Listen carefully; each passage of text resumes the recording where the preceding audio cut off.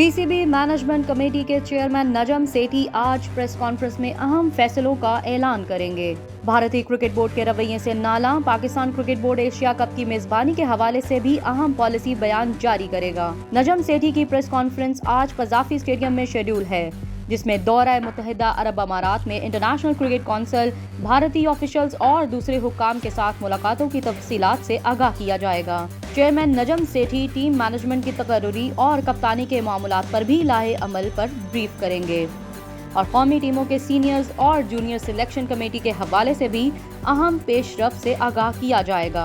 अफगानिस्तान की तरफ से 3 वनडे मैचेस मार्च में खेलने की ऑफर पर नजम सेठी रद्द-ए-अमल देंगे।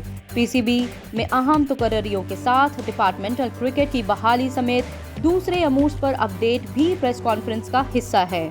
इस मौके पर विमेन क्रिकेट के हवाला से भी बात होगी और सीनियर्स और जूनियर टीमों की खराब कारकर्दगी के बाइस टीम और मैनेजमेंट से मुतालिक फैसलों का इम्कान है।